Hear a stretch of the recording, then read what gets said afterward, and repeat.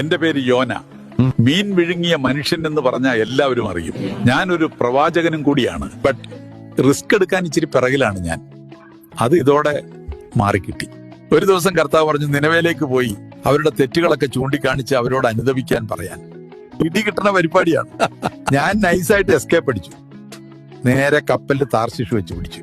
ഞാൻ ആരെയാണോ പറ്റിക്കാൻ നോക്കിയേ ആ ബോസിന്റെ എഴിന്റെ പണി കിട്ടി. നടുക്കടലിൽ കപ്പൽ പെട്ടു. എന്താണ് പ്രശ്നമെന്ന് അറിയാൻ നറുക്കിട്ടു. കൃത്യം. എന്റെ പേര് തന്നെ. എന്റെ കഥ കേട്ട ഉടനെ കാര്യങ്ങൾക്കൊരു തീരുമാനമായി. എന്നെ എടുത്ത് വെള്ളത്തിലിട്ടു. അധികം കാത്തിരിക്കേണ്ടി വന്നില്ല. ഏതോ ഒരു മീൻ എന്നെ വിഴുങ്ങി. 3 രാവും 3 പകലും വേറെ മൂടായിരുന്നു. ആ മീനിന്റെ വയറ്റിലുള്ള ജീവിതം, അതെന്റെ ഉള്ളിലെ നാറ്റം, പറയാൻ വാക്കുകളില്ല മക്കളെ. അവസാനം ഞാൻ കർത്താവിനോട് മാപ്പ് പറഞ്ഞു. വേഗവും തന്നെ നിനവേക്കെത്തി. ദൈവത്തിന് നമ്മെക്കുറിച്ചൊരു പ്ലാൻ ഉണ്ട്. അതാണ് ദൈവവിളി. അത് അവിടുന്ന് മറ്റുള്ളവരിലൂടെയാകും നമ്മെ അറിയിക്കുക. ഫോർ എക്സാമ്പിൾ, അച്ഛന്മാർ, ടീച്ചർമാർ, കൂട്ടുകാർ, മുതിർന്നവർ, സിസ്റ്റർമാർ.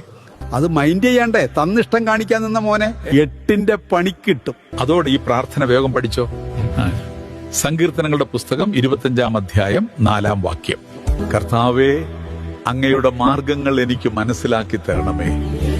അങ്ങയുടെ പാതകൾ എന്നെ പഠിപ്പിക്കണമേ. Please catch the call, otherwise he will catch you.